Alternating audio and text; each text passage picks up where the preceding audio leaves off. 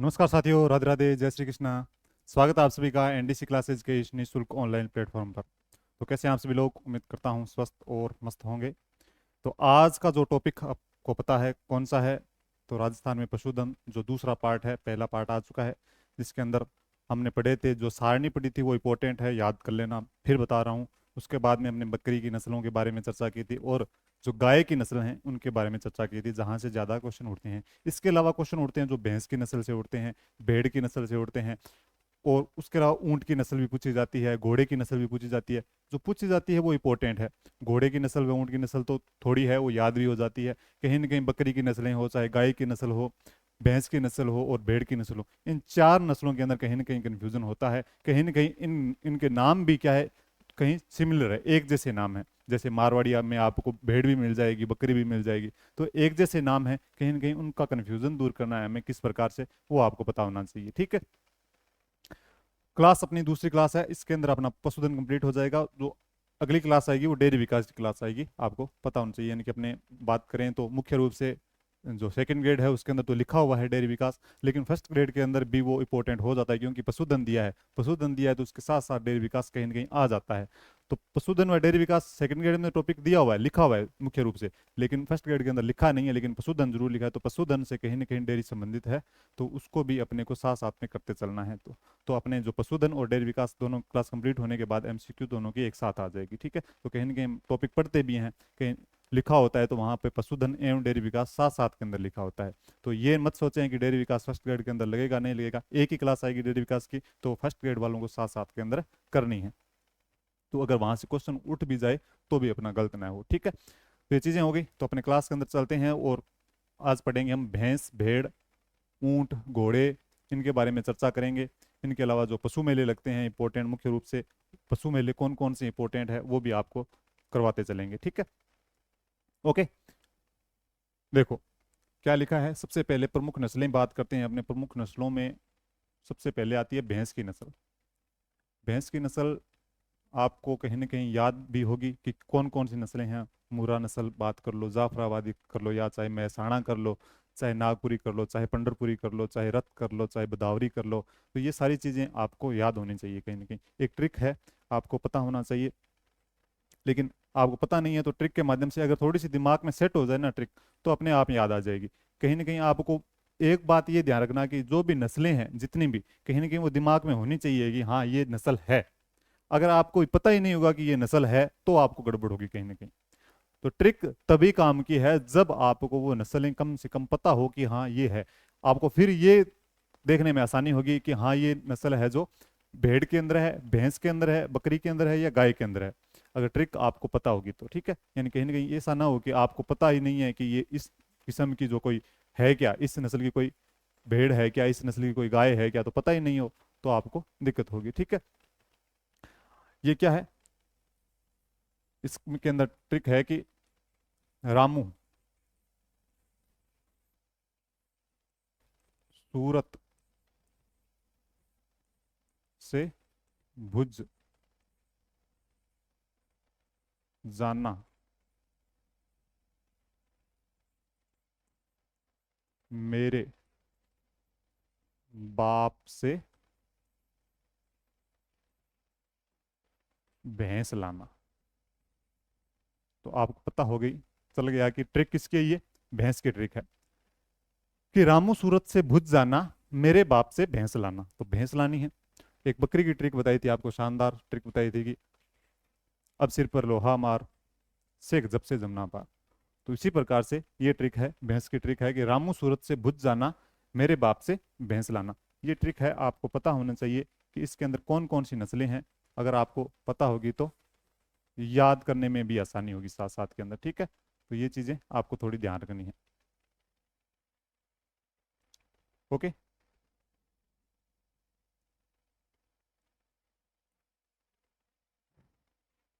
कौन कौन सी है?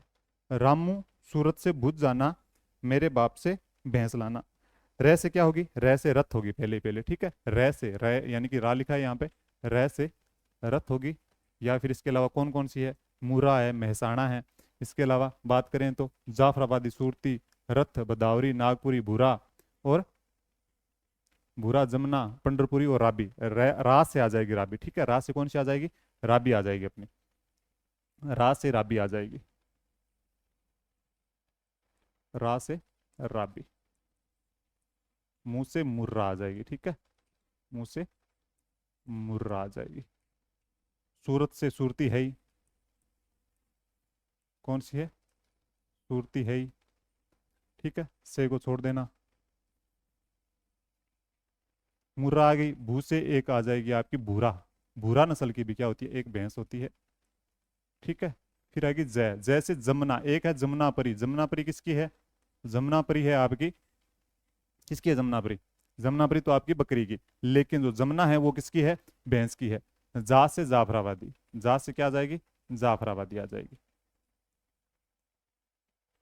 जाफराबादी, ठीक है। फिर ना से आएगी नागपुरी। ना से नागपुरी। ना से नागपुरी। में से आ जाएगी महसाणा। रे से आ जाएगी रथ। रथ नस्ल की भी एक भैंस है। बाप। बै से बदावरी कह दो चाहे बदावरी कह दो, एक ही नाम मिलेगा आपको, ठीक है। बदावरी भी मिल सकता है या फिर बदावरी भी मिल सकता है, तो ध्यान रखना, ठीक है। चाहे बदावरी आ जाए चाहे बदावरी आ जाए। पै से आ जाएगी पंडरपुरी। पै से आ जाएगी पंडरपुरी। पंडरपुरी नस्ल की क्या है? एक भैंस है। तो ये सारी की सारी नस्लें आ जाएगी, सारी की सारी एक साथ आ गई इसके अंदर। तो एक भी इसके अंदर छुट्टी नहीं है कि जो आपको एग्जाम के अंदर ना देखने को मिले। तो आपको ये सारी की सारी नस्लें क्या है? याद करनी है पूरी की पूरी। देखो, रामू सूरत से भुज जाना, मेरे बाप से भैंस लाना।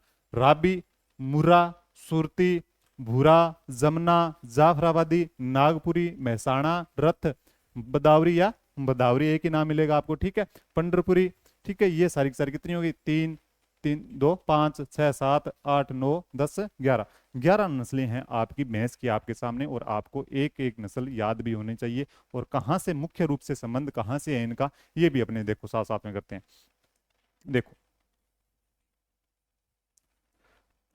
मुर्रा नस्ल। मुर्रा नस्ल की बात करते हैं। सर्वोत्तम नस्ल की भैंस है ये। सर्वोत्तम नस्ल की भैंस है कौन सी? मुर्रा नस्ल। इसको खुंडी भी कहते हैं, खुंडी भी कहते हैं इसको। क्या कहते हैं? खुंडी भी कहते हैं। और ये राजस्थान के अंदर सर्वाधिक मिलती है। राजस्थान में सर्वाधिक किस नस्ल की भैंस पाई जाती है? तो आपको पता होना चाहिए, सर्वाधिक जो पाई जाती है राजस्थान के अंदर वो कौन सी? मुर्रा नस्ल की भैंस पाई जाती है। ये सबसे ज्यादा मिलती कहाँ पे है? तो जयपुर के अंदर देखने को मिलेगी। अलवर, भरतपुर, दौसा, टोंक, गंगानगर, इन क्षेत्रों के अंदर आपको ये भैंसें देखने को मिलेगी। तो अगर बात करें सबसे ज्यादा भैंस मिलती कहाँ पे है? सबसे ज्यादा भैंस आपको पता है जयपुर के अंदर है। और सबसे कम की बात की जाए तो जैसलमेर। यानी कि जिस प्रकार की जनसंख्या है हमारी, उसी प्रकार से भैंस भैंस की संख्या भी आपको यहाँ पे देखने को मिलेगी। तो सबसे ज्यादा जयपुर, और उसके बाद जैसलमेर। अगर बात की जाए भारत में राजस्थान का कौन सा स्थान है, तो वो आपका पता होना चाहिए, दूसरा स्थान है। कौन सा स्थान है? दूसरा स्थान है। पता है ना आपको? दूसरा स्थान है। चाहे प्रतिशत के मामले में हो, चाहे जो संख्या के मामले में हो। 2012 से लेकर 2019 के अंदर सब सर्वाधिक बढ़ोतरी हुई है तो भैंस में हुई है, ठीक है। भैंस की संख्या में हुई है। मुर्रा भैंस जो है उसका प्रजनन के अंदर कहाँ पे है? तो कुम्हेर जो डीग के अंदर है, डग जो झालावाड़ के अंदर है, और नागौर के अंदर आपको 3 जगह प्रजनन के अंदर देखने को मिलेंगे। किस किस्म, किस नस्ल के? तो मुर्रा नस्ल की भैंस है, उसके आपको 3 जगह क्या देखने को मिलेंगे? प्रजनन केंद्र देखने को मिलेंगे। फिर देखो महसाणा। फिर क्या आता है? महसाणा आता है। राजस्थान में सर्वाधिक कौन सी है? मुर्रा है, और सबसे ज्यादा दूध भी यही देती है। सर्वाधिक दूध भी कौन सी देती है? यही नस्ल देती है, ठीक है।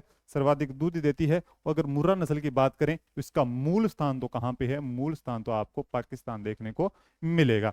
महसाणा, तो महसाणा मूल स्थान है। महसाणा कहाँ पे है? महसाणा गुजरात के अंदर है। मूल स्थान बात करें तो महसाणा गुजरात के अंदर है, तो उसका मूल स्थान है। लेकिन राजस्थान के अंदर बात करें तो जालोर, सिरोही और बाड़मेर के अंदर आपको ये देखने को मिलेंगे। मुख्य रूप से अगर बात करें तो अपना जो दक्षिणी पश्चिमी राजस्थान है वहां पे कहीं ना कहीं आपको ये नस्ल देखने को मिलेगी। कौन सी? महसाणा। यानी कि जो जो इलाका गुजरात से टकरा रहा है वही, यानी कि जो गुजरात के सीमावर्ती जिले हैं वहां पे आपको ये नस्ल देखने को मिलेगी। कौन सी? मेहसाणा। अगर आपको पता होगा कि कौन सी नस्ल कहाँ पे है, यानी किससे संबंधित है, मेहसाणा, मेहसाणा से आपको पता चल जाएगा कि गुजरात से संबंधित है, तो गुजरात के पास वाले इलाके हैं वहां पे आपको इस नस्ल की भैंस देखने को मिलेगी। कौन कौन सी? जालोर, सिरोही और बाड़मेर के अंदर। मूल स्थान कहाँ पे है? तो गुजरात के अंदर है। आगे देखो, आगे अपना जाफराबादी, आगे है जाफराबादी। जाफराबादी ये भी कहां से संबंधित है? काठियावाड़, गुजरात से संबंधित है। कहां से संबंधित है? काठियावाड़, काठियावाड़ गुजरात से संबंधित है। ये सबसे शक्तिशाली नस्ल है। शक्तिशाली यानी कि जोर बहुत ज्यादा है, शक्तिशाली, शक्तिशाली नस्ल कौन सी है? तो जाफराबादी है। ये देखने को मिलेगी डूंगरपुर, उदयपुर, सिरोही, झालावाड़ और जालोर। तो काठियावाड़ गुजरात से संबंधित है, तो कहीं ना कहीं आप कह सकते हैं कि जो दक्षिणी राजस्थान है वहां से वहां पर आपको ज्यादा देखने को मिलेगी। कौन सी भैंस? तो जाफराबादी, काठियावाड़ गुजरात से संबंधित है, जो वहां पे देखने को मिलेगी। ठीक है, कोई दिक्कत समस्या? फिर देखो सूरती। सूरती भी कहाँ से संबंधित, तो आपको पता होना चाहिए। सूरत है गुजरात के अंदर, तो वहीं से संबंधित आपको देखने को मिलेगी। सूरत गुजरात से संबंधित है, तो और मुख्य रूप से ये देखने को मिलती है अपने को उदयपुर के अंदर। उदयपुर या फिर उदयपुर का जो आसपास का क्षेत्र है वहां पे आपको देखने को मिलेगी। कौन सी? सुरती। ठीक है, इसके अलावा रथ, रथ कसम किसी जो रथ नस्ल की भी एक भैंस है, वो आपको अलवर में देखने को मिलेगी। सीधा सीधा क्वेश्चन पूछा जाएगा कि रथ नस्ल की जो भैंस है वो कहाँ पर पाई जाती है? इंपॉर्टेंट कर लेना, अलवर में पाई जाती है। कहाँ पे पाई जाती है? अलवर में पाई जाती है। रथ अलवर में है, रथ अलवर में है। ठीक है, फिर देख लो बदावरी, भदावरी कह लो चाहे इसको कह लो बदावरी कह लो, एक ही बात है। दोनों नाम आ जाए तो कोई दिक्कत वाली बात नहीं है, टेंशन नहीं लेनी है। ये भरतपुर व धौलपुर के अंदर मिलती है, भरतपुर व धौलपुर के अंदर मिलती है। भदावरी हो चाहे बदावरी हो, दोनों की दोनों कहाँ मिलेगी? एक ही किस्म है, भरतपुर हो चाहे धौलपुर हो, यहाँ पे आपको देखने को मिलेगी। ठीक है, ये मुख्य स्थान अगर पूछ लिया जाए, मुख्य स्थान इसका पूछ लिया जाए तो इटावा होगा। इटावा कहाँ है? तो इटावा यूपी के अंदर है। कहाँ पे है? यूपी के अंदर है। इटावा कहाँ पे है? यूपी यानी कि उत्तर प्रदेश के अंदर है। इसका मूल स्थान आपको कहाँ पे देखने को मिलेगा? इटावा यूपी के अंदर देखने को मिलेगा। ठीक है, फिर है नागपुरी।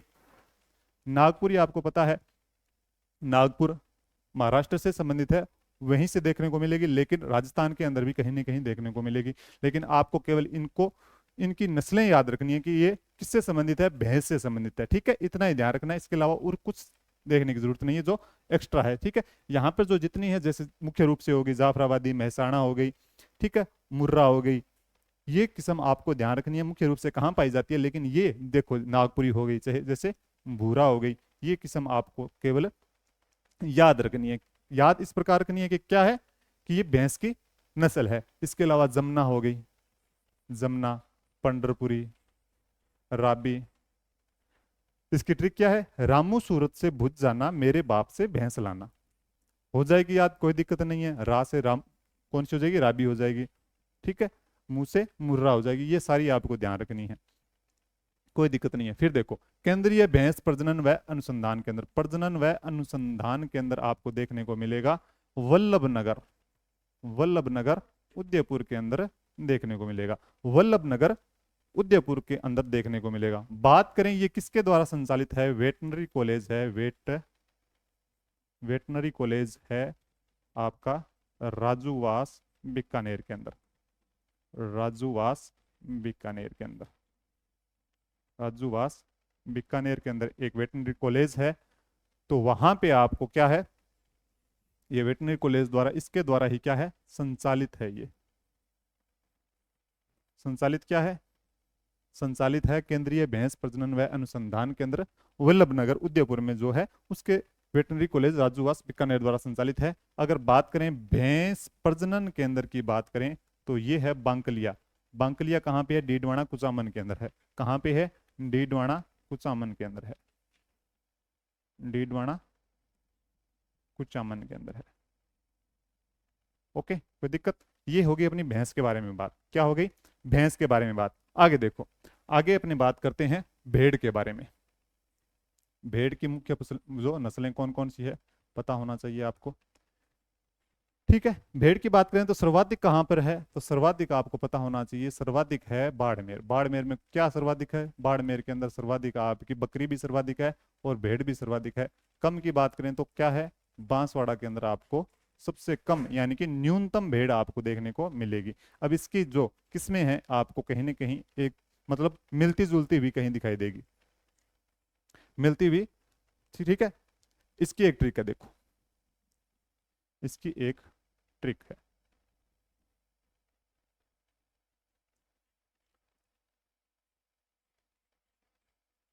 मामा भेड़ को चोखा पूजे, मामा भेड़ को चोखा पूजे, दो अलग अलग में याद करनी है, बाद में सोना है। ठीक है, मामा भेड़ को चोखा पूजे बाद में सोना है। तो ये ट्रिक पहले याद करो इसको कि मामा भेड़ को चोखा पूजे बाद में सोना है। सोना यानी कि नींद आड़ो नहीं है, न सोना बाबू आड़ो है, ये है गोल्ड। गोल्ड मतलब कि मामा भेड़ को चोखा पूजे यानी कि पूजा करनी पड़ेगी उसकी, जो उससे जो कीमत मिलती है, एक प्रकार से कह सकते हैं जो ऊन होती है भेड़ की वो कीमती होती है, वो एक सोने के समान होती है, गोल्ड के समान होती है। ठीक है, मामा भेड़ को चोखा पूजे बाद में सोना है, यानी कि वो पहले तो पूजा पूजो उसको, उसके बाद में जो भी मिलता है वो सोना है। क्या है, सोना है। भेड़ से मिलने वाली ऊन किस प्रकार की है, सोना है। ठीक है, अब देखो अब इनकी ट्रिक है, अब कौन कौन सी इनकी नस्लें हैं बात करें तो कौन कौन सी नस्ल है, मामा। अब इससे दो निकलेगी, कौन कौन सी, मारवाड़ी और मालपुरी। ठीक है, भेड़ तो आ ही गया, यानी कि भेड़ से आपको पता चलना चाहिए कि भेड़ है। चोखा यानी कि चोकला, कौन सी आ जाएगी, चोकला। खा यानी खेरी,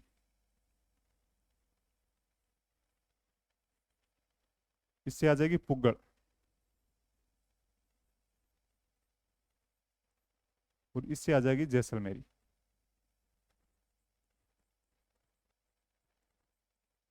इससे आ जाएगी जैसलमेरी।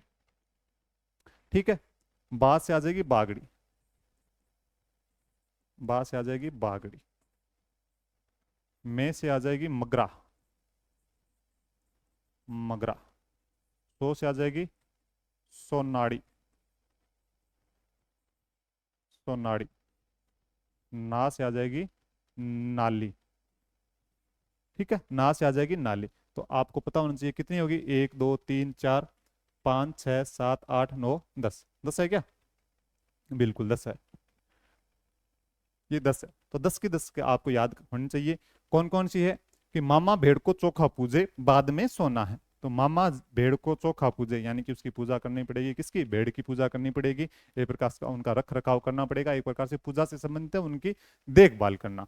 पूजा से मतलब क्या है, पूजे से मतलब देखभाल करना। मामा भेड़ को चोखा पूजे बाद में सोना है, तो सोना मतलब गोल्ड है, एक प्रकार से जो ऊन मिलती है उससे संबंधित बात हो रही है। ठीक है, तो ये याद हो जाएगी, कोई दिक्कत नहीं होगी यहाँ पे। ठीक है, आगे देखो, आगे क्या कह रहा है कि जैसलमेरी, जैसलमेरी सर्वाधिक ऊन देने वाली नस्ल है। अगर बात करें तो जैसलमेरी, जैसलमेर से संबंधित है, आपको पता होना चाहिए। तो सर्वाधिक ऊन देने वाली नस्ल कौन सी है भेड़ की, तो वो जैसलमेरी है। कौन सी है, जैसलमेरी है। अगर जैसलमेरी भेड़ प्रजनन केंद्र की बात करें तो ये पोखरण में भी है और मंडोर में भी है। पोखरण कहाँ है आपको पता होना चाहिए, और मंडोर कहाँ है आपको पता होना चाहिए। ठीक है, ये बात हो गई। ये सर्वाधिक ऊन देने वाली नस्ल है, लगभग क्या करती है, 4 किलो वर्ष प्रति वर्ष इससे ऊन प्राप्त होती है। 4 किलो प्रति वर्ष ऊन प्राप्त होती है, किससे, जैसलमेरी से। जैसलमेरी कहाँ से कहाँ की है, तो जैसलमेर की है, सर्वाधिक ऊन देने वाली नस्ल है ये। जैसलमेरी भेड़ प्रजनन केंद्र पोखरण जैसलमेर के अंदर है। बात करें नाली, बात करें नाली, सबसे लंबे रेसे देने वाली ऊन है ये। वर्ष में 2 बार, वर्ष में 2 बार इसकी ऊन को काटा जाता है, वर्ष में 2 बार ऊन को काटा जाता है। जो ऊन की कटाई की जाती है ना, तो नाली किस्म की, जो नाली नस्ल की जो भेड़ है उसकी की जाती है। ठीक है, बात करें तो गंगानगर, हनुमानगढ़, बीकानेर और शेखावाटी क्षेत्र है जो मुख्य रूप से, वहां पर ये सबसे ज्यादा मिलती है। कौन सी? नाली नस्ल। सबसे लंबे रेशे देने वाली ऊन है, वर्ष में 2 बार। नाली भेड़ प्रजनन केंद्र है हनुमानगढ़ के अंदर। जो प्रजनन केंद्र आपको देखने को मिलेगा वहां, वो देखने को मिलेगा हनुमानगढ़ के अंदर देखने को मिलेगा। ठीक है, ये नाली किस्म की है। इसका, इसकी जो ऊन है वो पीलापन लिए होती है, पीलापन। ठीक है, वैसे तो पीली होती है ऊन, सफेद भी होती है, 2 प्रकार की ऊन होती है, पीलापन ली होती है। इस कारण से इसका मूल्य भी क्या होता है, ऊन का कम मिलता है कहीं ना कहीं। यानी कि जो पीलापन ली हुई ऊन होती है वो, यानी एक प्रकार से कह सकते हैं कि वो कम कीमती होती है, तो इसका मूल्य भी क्या होता है, कम होता है। किसका? इसी का। ठीक है, बात करें आगे चोकला। चोकला को कहते हैं भारतीय मेरिनो। भारतीय मेरिनो कहते हैं इसको। क्या कहते हैं? भारतीय मेरिनो कहते हैं। भारतीय मेरिनो क्यों कहते हैं? कि ऑस्ट्रेलिया की एक नस्ल है, ऑस्ट्रेलिया की एक नस्ल है जो, उसका नाम है मेरिनो, तो उसी के आधार पर इसको चोकला को कहा जाता है भारतीय मेरिनो। ये सर्वश्रेष्ठ ऊन होती है इसकी, इसकी ऊन है जो सर्वश्रेष्ठ ऊन है, मानी जाती है। ठीक है, इसकी ऊन मानी जाती है सर्वश्रेष्ठ ऊन मानी जाती है। बात करें, ऊन भी सर्वश्रेष्ठ है और सर्वोत्तम नस्ल भी कौन सी है, तो यही है। सर्वोत्तम नस्ल की बात करें तो भी कौन सी है, तो चोकला नस्ल ही है। ये पाई जाती है सीकर के अंदर, झुंझुनू के अंदर, चूरू के अंदर, नागौर के अंदर और बीकानेर के अंदर। एक प्रकार से कह सकते हैं कि शेखावाटी क्षेत्र और बीकानेर। ठीक है, तो ये आ जाएगा चोकला। कौन सी आ गई? चोकला। इसका जो चोकला, जो इसका मुंह होता है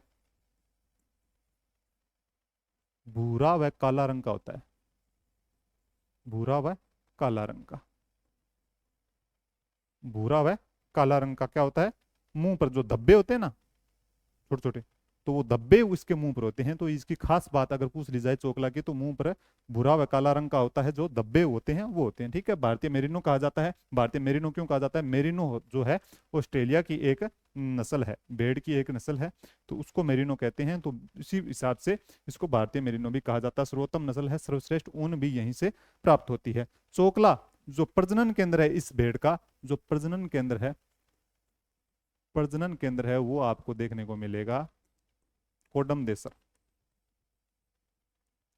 कोडमदेसर बीकानेर, कोडमदेसर बीकानेर के अंदर आपको क्या देखने को मिलेगा? प्रजनन केंद्र चोकला भेड़ प्रजनन केंद्र आपको देखने को मिलेगा। कोई दिक्कत समस्या यहाँ पे? चलें आगे। ठीक है, आगे देखो, आगे है सोनाड़ी। आगे है सोनाड़ी। सोनाड़ी सर्वाधिक दूध देने वाली नस्ल है। वो सर्वाधिक ऊन और सर्वोत्तम नस्ल है, लेकिन सर्वाधिक दूध देने वाली नस्ल की बात की जाए तो वो सोनाड़ी की बात आएगी। चित्तौड़गढ़, भीलवाड़ा, राजसमंद, उदयपुर में देखने को मिलेगी। और प्रजनन केंद्र है इसका, ये आपको देखने को मिलेगा चित्तौड़गढ़ के अंदर। प्रजनन केंद्र किसका? सोनाड़ी का प्रजनन केंद्र आपको देखने को मिलेगा चित्तौड़गढ़ के अंदर। सर्वाधिक दूध देने वाली नस्ल कौन सी है? तो सोनाड़ी है। ठीक है, अगर बात करें तो सोनाड़ी क्या करती है, ये इसकी खास बात ये होती है कि ये जब चरती है जमीन पर, जब लेके जावा 12 लेके जावे जन बच्चा रहे जना, मतलब मुंह तो जमीन के अंदर मारी सी, तो जमीन के अंदर मुंह मार सी जन, कान हसीबे लंबा बहुत ज्यादा है तो जमीन को स्पर्श करते हैं इसके कान। चरते वक्त कान जमीन को स्पर्श करते हैं। ये क्वेश्चन पूछा जा सकता है, ध्यान रखना। चरते वक्त कान जमीन को स्पर्श करते हैं तो वो नस्ल हो जाएगी आपकी सोनाड़ी। सोनाड़ी, ठीक है, कौन सी हो जाएगी? सोनाड़ी हो जाएगी। बात करें पुगल। पुगल किस्म की है ये, जो बीकानेर से बीकानेर, जैसलमेर, नागौर में मिलती है। इसका प्रजनन केंद्र है वो आपको देखने को मिलेगा बीकानेर के अंदर देखने को मिलेगा। प्रजनन केंद्र कहाँ पे देखने को मिलेगा? बीकानेर के अंदर देखने को मिलेगा। ठीक है, इसके बारे में और कुछ खास बात नहीं है। मालपुरी की बात करें तो मालपुरी, सवाई माधोपुरी, ये एक देसी नस्ल है। सवाई माधोपुर, करौली, जयपुर, टोंक और दौसा के अंदर देखने को मिलेगा। इसका जो प्रजनन केंद्र आपको देखने को मिलेगा जयपुर के अंदर। ये देसी किस्म है, और देसी किस्म है इस कारण से ये, ठीक है, देसी नस्ल है। देसी नस्ल की सवाई माधोपुर, करौली, जयपुर, टोंक व दौसा के अंदर देखने को मिलेगा, लेकिन प्रजनन केंद्र वो जयपुर में ही है। प्रजनन केंद्र कहाँ है? जयपुर के अंदर है। मगरा है, कौन सी है? मगरा है। मालपुरी की बात करें तो इसका जो ऊन का रेशा होता है ना, ऊन का रेशा वो मोटा होता है, ऊन का रेशा मोटा होता है, ठीक है। ऊन का रेशा मोटा होता है, इसका ऊन का रेशा क्या होता है? मोटा होता है। मगरा, मगरा को कहते हैं बीकानेरी मगरा भी कहते हैं इसको, इसको बीकानेरी मगरा भी कह सकते हैं, बीकानेरी मगरा, या फिर इसको कह सकते हैं बीकानेरी, बीकानेरी मगरा, या फिर बीकानेरी चोकला कह सकते हैं, बीकानेरी चोकला कह सकते हैं, ठीक है। इसको मगरा को ये भी कह सकते हैं, ध्यान रखना, बीकानेर से संबंधित है इस कारण से, ठीक है। तो बीकानेर से संबंधित है, बीकानेर जैसलमेर नागौर के अंदर देखने को मिलेगी, और इसका जो प्रजनन केंद्र है वो बीकानेर में ही देखने को मिलेगा, ठीक है। तो मालपुरी का ऊन का रेशा मोटा होता है, लेकिन छोटा किसका होता है? तो छोटा होता है वो बागड़ी का होता है, छोटा होता है बागड़ी का, जो अलवर में पाई जाती है। तो इसका जो ऊन का रेशा क्या होता है? छोटा होता है, ऊन का रेशा छोटा होता है, ऊन का रेशा।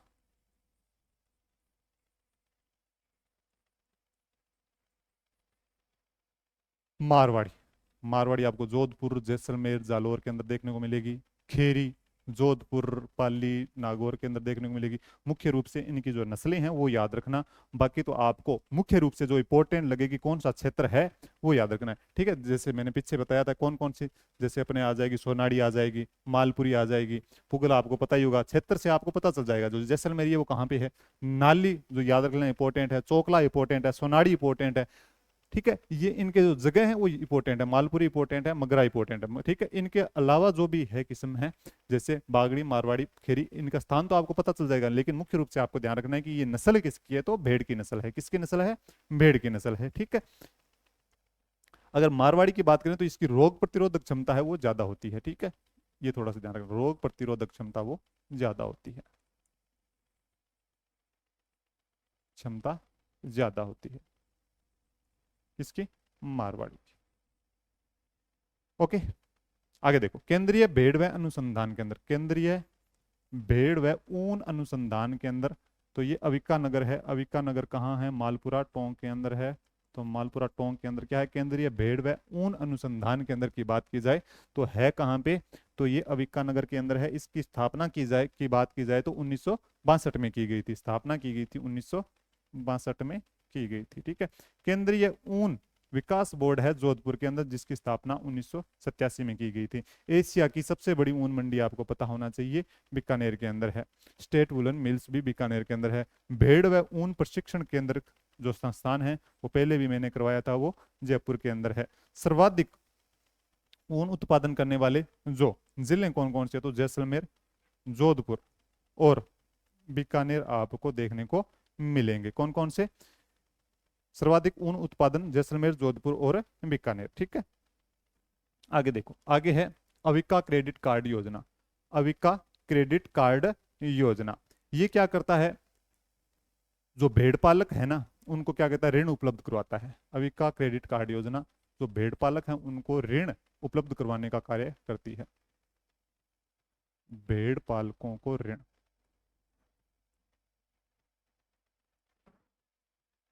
ऋण उपलब्ध सहकारी बैंक से, सहकारी बैंक, ठीक है। अविका कवच बीमा योजना, अविका कवच बीमा योजना, तो ये क्या करता है? कवच बीमा योजना, जो भी अगर भेड़ विकलांग हो जाए, मतलब किसी दुर्घटना के अंदर या उसकी मृत्यु हो जाए, तो उसको बीमा किया जाता है, और अधिकतम मूल्य मिलता है इसका 1600 रुपये। अधिकतम मूल्य मिलता है इसका 1600 रुपये, इसको मिलते हैं किसी भी भेड़ पालक को। अगर किसी भेड़ की मृत्यु हो जाए या फिर क्या हो जाए, विकलांग हो जाए, तो क्या मिलता है? 1600 रुपये अधिकतम मूल्य मिलता है। अविका पाल जीवन रक्षा योजना, जो भी ये भेड़ पालक से संबंधित है, भेड़ पालक की अगर किसी दुर्घटना के अंदर अगर चराते वक्त चारागाह के अंदर है, तो उसकी अगर दुर्घटना के अंदर अगर विकलांग हो जाए या मृत्यु हो जाए, तो विकलांग होने पर तो 25,000 रुपये मिलते हैं, 25,000 विकलांग होने पर, और 50,000 रुपये वो मिलते हैं, आपको पता होना चाहिए, मृत्यु पर, ठीक है। आज के समय में विकलांग नहीं बोला जाता, दिव्यांग बोला जाता है।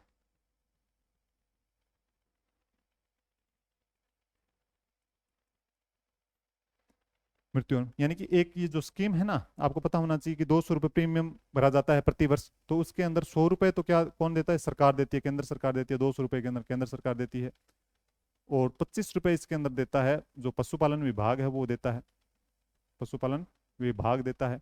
और बात करें 75 रुपये, 75 रुपये भेड़ पालक खुद देता है, भेड़ पालक खुद देता है, तो तब जाकर इसको ये मिलते हैं। ठीक है, ध्यान रखना है थोड़ा सा, 100 रुपये केंद्र सरकार, 25 रुपये पशुपालक विभाग और 75 रुपये भेड़ पालक देता है, तो 25,000 दिव्यांग होने पर और 50,000 रुपये मृत्यु होने पर मिलते हैं। ये चीजें हैं सारी। ठीक है, ये भेड़ से संबंधित है। कोई दिक्कत समस्या बताओ इसके अंदर, भेड़ के अंदर कोई दिक्कत? मामा भेड़ को चोखा पूजे, बाद में सोना है, तो जैसलमेरी, नाली, चोकला इंपॉर्टेंट है। जैसलमेर सर्वाधिक ऊन देने वाली नस्ल है, 4 किलो प्रति वर्ष मिलती है इससे ऊन। सबसे लंबे रेसे वाली ऊन वर्ष में 2 बार वो नाली है, जो इसका प्रजनन के अंदर अनुमानगढ़ है। पीलापन लिए हुए ऊन होती है, इस कारण से मूल्य भी कम मिलता है। चोकला भारतीय मेरिनो, मेरिनो कहाँ की है, तो ऑस्ट्रेलिया की है।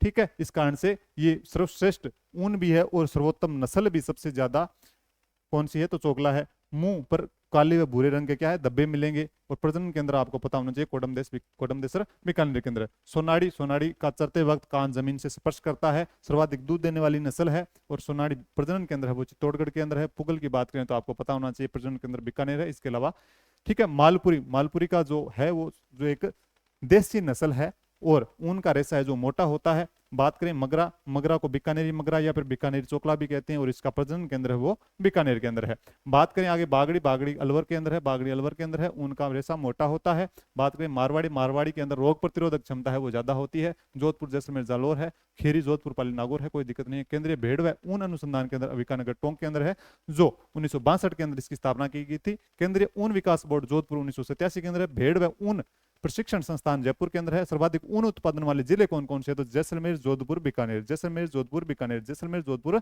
बीकानेर आपको देखने को मिलेंगे। ठीक है, आगे देखो, तो आगे बात करें तो अविका क्रेडिट कार्ड योजना किससे संबंधित, भेड़ पालकों को ऋण उपलब्ध करवाने से संबंधित है, जो सहकारी बैंक से ऋण उपलब्ध होता है। अविका कवच बीमा योजना भेड़ से संबंधित है, जिसकी मृत्यु होने पर क्या मिलता है, 1600 रुपये अधिकतम मूल्य मिलता है। अविका पाल जीवन रक्षक योजना, दिव्यांग होने पर 25,000, मृत्यु होने पर 50,000 रुपये। 200 रुपये प्रीमियम राशि भरी जाती है पहले, उसके अंदर 100 रुपये केंद्र सरकार देती है, 25 रुपये पशुपालन विभाग देता है और 75 रुपये भेड़ पालक समय देता है। ओके, कोई दिक्कत समस्या यहाँ पे नहीं होनी चाहिए। ऊंट देखो, ऊंट आपको पता होना चाहिए, ऊंट अपना जो राष्ट्रीय पशु है, जो राज्य पशु है पशुधन श्रेणी का, तो ऊंट है। ऊंट पालक जाति है रेबारी है, ऊंट पालक जाति कौन सी है, तो रेबारी है।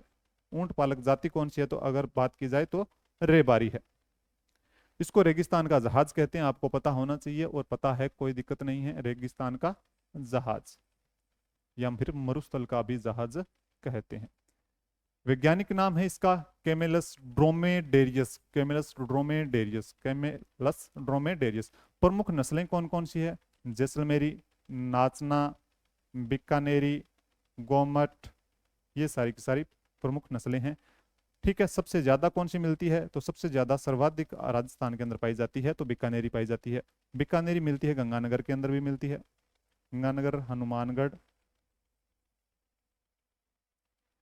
और बीकानेर। ये खेती के काम आती है, जो बीकानेर नस्ल के जो ऊंट होते हैं वो खेती करने के काम आते हैं, बोझा ढोने के काम आते हैं। बात करें नाचना की, तो ये नाचना जो ऊंट है बड़ा ही सुंदर होता है, जैसलमेर के अंदर मिलता है।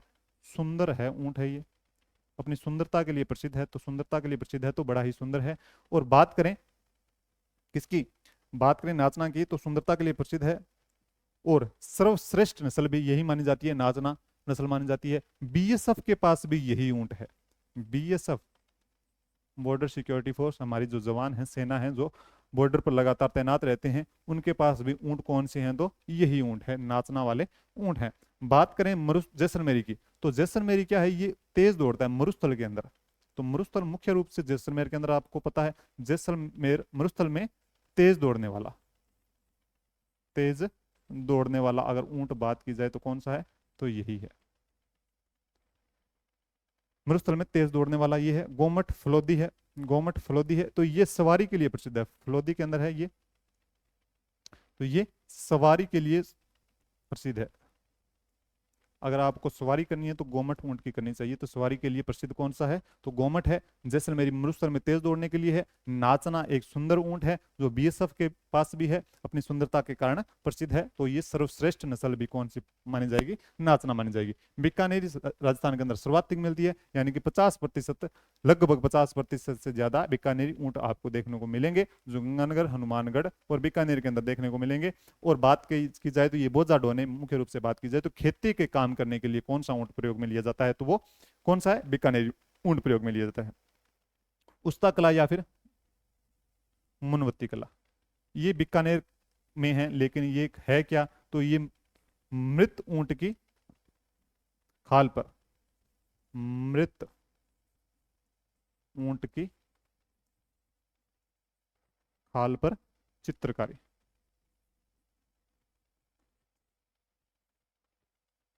मृत ऊंट की खाल पर चित्रकारी की जाती है, तो वो ये है। ठीक है, कोई दिक्कत समस्या? ऊंट पालक जाति रेबारी, वैज्ञानिक नाम कैमेलस ड्रोमेडेरियस, जो प्रमुख नस्लें हैं तो आपको याद होनी चाहिए। ये तो सिंपल है बिल्कुल, इसकी ट्रिक अगर बताऊंगा तो फिर काम, अगर चार अगर नस्लें याद नहीं हो सकती तो फिर दिक्कत है।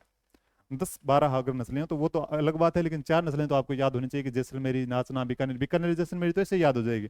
नाचना और गोमट है, नाचना तो आपका जैसलमेर में है ही, आपको पता है, और गोमट जो सवारी के लिए प्रसिद्ध है, तो आपको ध्यान में होनी चाहिए। ठीक है, बात करें आगे केंद्रीय ऊंट अनुसंधान केंद्र। केंद्रीय ऊंट अनुसंधान केंद्र जोड़बीड़ बीकानेर के अंदर है, और यहीं पर असव अनुसंधान केंद्र भी यहीं पर स्थित है। कहीं कहां पर? यहीं पर, केंद्रीय ऊंट अनुसंधान केंद्र। ऊंट महोत्सव जो मनाया जाता है वो बीकानेर के अंदर मनाया जाता है, और बीकानेर के अंदर ही बात करें तो जनवरी के अंदर मनाया जाता है। ये जो राष्ट्रीय ऊंट महोत्सव है, राज्य पशु का दर्जा इसको दिया गया था 2014 के अंदर दिया गया था। ठीक है, तो ये सिंपल बात है। बात करें camel milk dairy, camel milk dairy कहां पे है बात की जाए? कैमल मिल्क डेयरी कहां पे है बात की जाए तो जोड़बीड़ में ही है, जोड़बीड़ बीकानेर के अंदर है, जोड़बीड़ बीकानेर के अंदर है, जोड़बीड़ बीकानेर के अंदर है। ठीक है, बात करें ऊंटों का देवता, आपको सबको पता है ऊंटों का देवता कौन है? ऊंटों का देवता कौन है? तो पाबू जी है। ऊंट के बच्चे को क्या कहा जाता है? तो कहा जाता है टोरडी। जो बच्चा छोटा होता है ना उसको टोरडी या फिर टोडियो, यही कहा जाता है, टोरडी या टोडियो कवा अपन तो। भैंस का बच्चा ने पाड्डो कवा या पाडियो कवा, कुछ भी कवा। तो ये चीज है। केमल मिल्क डेयरी जोड़बीड़ में है, ऊंटों का देवता पाबू जी है। असवन अनुसंधान केंद्र भी है। और बात करें केंद्रीय ऊंट अनुसंधान केंद्र जोड़बीड़ बीकानेर की स्थापना कब की गई? तो 5 जुलाई 1984 के अंदर की गई थी, 5 जुलाई 1984 के अंदर, 5 जुलाई 1984 के अंदर। कोई दिक्कत समस्या नहीं होनी चाहिए। आगे चलो, आगे है अपना घोड़ा। तो घोड़े किस किस्म के होते हैं? मालानी किस्म के होते हैं, मालानी, मारवाड़ी और काठियावाड़ी, ये तीन है। काठियावाड़ी आपको पता है जो गुजरात से संबंधित है। मालानी, जो मालानी किस्म के जो घोड़े होते हैं सर्वश्रेष्ठ घोड़े होते हैं। और बात की जाए सर्वश्रेष्ठ और दौड़ने में भी क्या होते हैं? तेज होते हैं। सर्वश्रेष्ठ किस्म के घोड़े कौन से होते हैं? तो यही होते हैं सर्वश्रेष्ठ नस्ल, दौड़ने में तेज, बड़ा तेज भागा तो तेज भागने वाला घोड़ा किसा है? मालानी। ठीक है, ये मिलते हैं आपको सिवाना, गुड्डा मलानी, जालोर, जोधपुर में देखने को मिलेंगे। कौन से? मलानी। तो किस में पूछी जाएगी? सीधी सी बात है, कौन सी किस्म घोड़े से संबंधित है या फिर असब से संबंधित है, आपको पता होना चाहिए। ठीक है, मारवाड़ी, जोधपुर, ये स्वामी भक्त होते हैं। कहते हैं कि ये जो मारवाड़ी घोड़े होते हैं ये स्वामी भक्त होते हैं, स्वामी भक्त होते हैं। इसी कारण से राजस्थान के अंदर सर्वाधिक भी देखने को मिलते हैं। तो सर्वाधिक भी यहीं देखने को मिलते हैं। ठीक है, सर्वाधिक होते हैं, स्वामी भक्त होते हैं। और चेतक जो घोड़ा है, जो मारवाड़ी, जो महाराणा प्रताप का जो घोड़ा था चेतक, तो वो भी कौन सी नस्ल का था? मारवाड़ी नस्ल का ही घोड़ा था। कौन सा? चेतक घोड़ा, पता है आपको? ठीक है, आगे देखो, आगे काठवाड़ी। काठियावाड़ी है जालोर के अंदर, उदयपुर के अंदर और सिरोही के अंदर, यानी कि एक प्रकार से कह सकते हैं कि जो अपना जो गुजरात से लगता हुआ इलाका है वहां पे आपको ज्यादा देखने को मिलेंगे। ठीक है, हो गई? कोई दिक्कत समस्या? और काठियावाड़ी अरबी नस्ल से मिलता जुलता है और सवारी के लिए प्रसिद्ध है ये। ठीक है, अगर आपको सवारी करनी है तो ये घोड़ा प्रसिद्ध है। सवारी के लिए कौन सा घोड़ा प्रसिद्ध है? तो काठियावाड़ी घोड़ा प्रसिद्ध है। ठीक है, ओके। बताने आगे। आगे देखो, केंद्रीय असव अनुसंधान केंद्र, मैंने अभी बताया था, केंद्रीय असव अनुसंधान केंद्र व प्रजनन केंद्र आपको जोड़बीड़ बीकानेर के अंदर देखने को मिलेगा। अगर घोड़ों का तीर्थ स्थल की बात की जाए तो कौन सा है घोड़ों का तीर्थ स्थल? आलम जी का दौरा।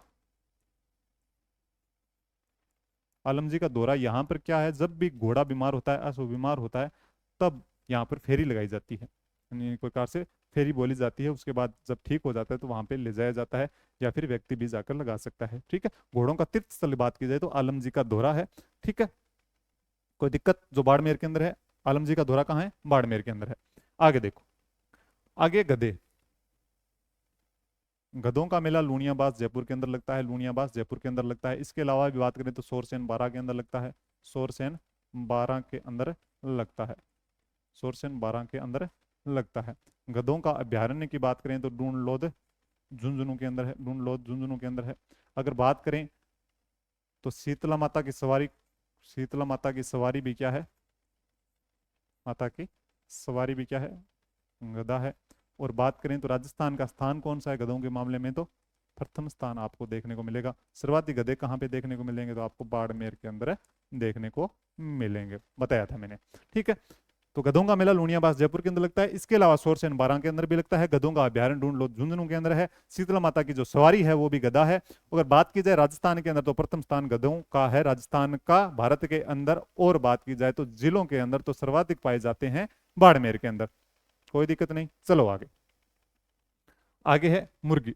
मुर्गी उत्पादन के अंदर अगर बात की जाए तो अंडे उत्पादन में राजस्थान का स्थान है 15वां। अंडे उत्पादन के अंदर राजस्थान का स्थान है 15वां। सर्वाधिक अंडा उत्पादन किया जाता है जो जिला है वो अजमेर है। और अजमेर को क्या कहा जाता है? अजमेर को कहा जाता है अंडों की टोकरी कहा जाता है। क्या कहा जाता है? अंडों की टोकरी कहा जाता है, अंडों की टोकरी कहा जाता है, अंडों की टोकरी कहा जाता है। राज्य मुर्गी पालन प्रशिक्षण संस्थान अजमेर के अंदर देखने को मिलेंगे। सर्वाधिक अगर बात करें मुर्गी पालन की बात करें तो सर्वाधिक मुर्गी फार्म कहाँ है? तो वो भी अजमेर के अंदर है। सर्वाधिक मुर्गी फार्म, मुर्गी फार्म भी कहाँ है? तो वो अजमेर के अंदर है। अगर बात करें रानीखेत, रानीखेत एक नाम का रोग है जो मुर्गियों में पाया जाता है। रानीखेत नाम का एक रोग है जो कहाँ किसमें पाया जाता है? मुर्गियों में पाया जाता है, पता होना चाहिए। एक नस्ल है, नस्ल की बात करें तो असील, असील मुर्गी की नस्ल है जो सबसे भारी नस्ल मानी जाती है मुर्गियों के अंदर, सबसे भारी नस्ल राजस्थान के अंदर। ठीक है, तो सबसे भारी नस्ल असील राजस्थान के अंदर है। अंडे उत्पादन में राजस्थान का स्थान है 15वां स्थान है, पूछा जा सकता है, ध्यान रखना। 15वां स्थान। सर्वाधिक अंडा उत्पादन अजमेर है, अंडों की टोकरी कहा जाता है, पता है, सबको पता है, क्वेश्चन आया हुआ है पहले भी। राज्य मुर्गी पालन प्रशिक्षण संस्थान अजमेर के अंदर है, तो सर्वाधिक मुर्गी फार्म भी कहाँ है? अजमेर है। ठीक है, रानीखेत नाम का एक रोग है जो मुर्गियों में पाया जाता है। और असील एक नस्ल है जो सबसे भारी नस्ल है, असील एक नस्ल है जो सबसे भारी नस्ल है।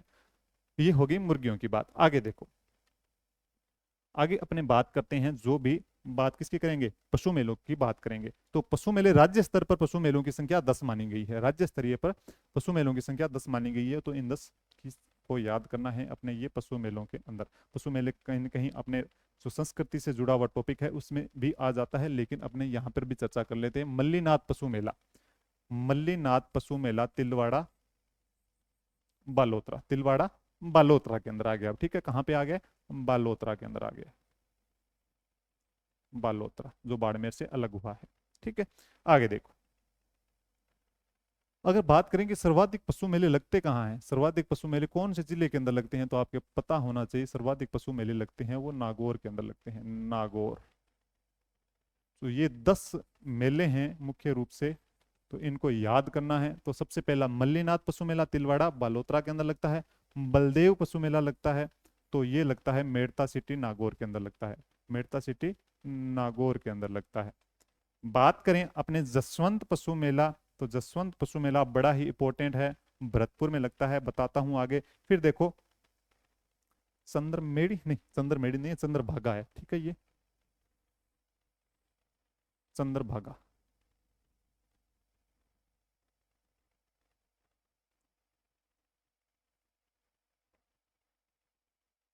चंद्रभागा पशु मेला। तो चंद्रभागा पशु मेला लगता है आपका झालरापाटन झालावाड़ के अंदर लगता है। कहाँ लगता है? झालरापाटन झालावाड़ के अंदर लगता है चंद्रभागा पशु मेला लगता है। बात करें आगे, गोगामेड़ी पशु मेला।